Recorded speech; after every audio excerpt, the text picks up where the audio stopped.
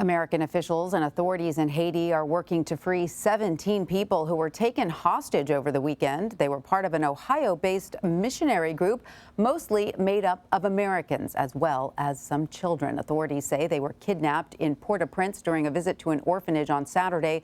Local authorities say a notorious gang with a history of kidnappings and killings is to blame.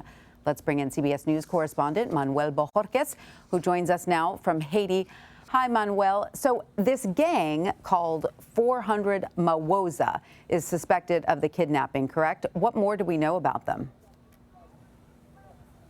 Well, this is one of the most notorious and dangerous gangs here in Haiti. And as you know, gangs have started to control greater parts of this country, and by some estimates, half of the capital here in Port-au-Prince. This gang has been known in the past to carry out mass kidnappings, including from buses and cars. So while the mass kidnapping is not new, the fact that they abducted so many Americans and that one Canadian, including children, well, that is new and significant, and a sign that they are growing emboldened by the deteriorating situation here in this country.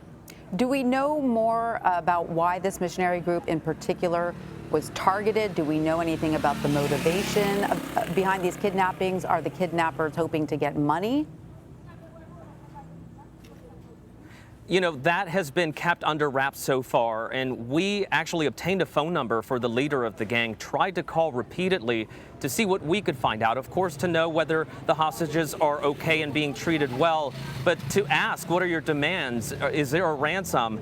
If there is, the officials here and in the United States have not made that clear, what that ransom might be. But we do have some new information coming out of Washington right now, where a senior law enforcement official has confirmed to CBS News that there are tactical teams with the FBI now here in Port-au-Prince to help with this situation, and that the FBI has been working with the State Department and senior authorities here in Haiti to try to bring this to some sort of resolution. But of course, given how delicate the situation is, they are being very tight-lipped right now about what the potential demands might be. Right. So do we know anything more about this process then of negotiating or at least contacting these kidnappers in the attempts to free the hostages?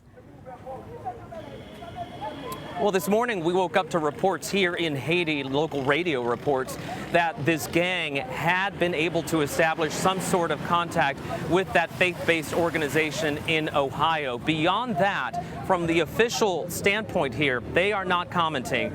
They are handling this behind closed doors, again, being very tight-lipped about it because it is so delicate, because it is so sensitive, I should say.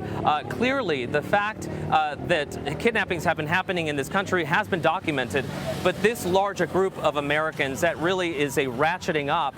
And imagine living here in Haiti, knowing that you have been a citizen in this country who have been targeted for kidnappings in the past. Those kidnappings, the threat of it has been growing, but now you feel like even the clergy, even those missionaries, the untouchables that were before, are also prey. So it just, really gives a sense of further instability in this country. In fact, our local producer was pointing out to us that this street is usually pretty busy, but because of protests around Port-au-Prince and general fear and unease about this situation, not many cars right now.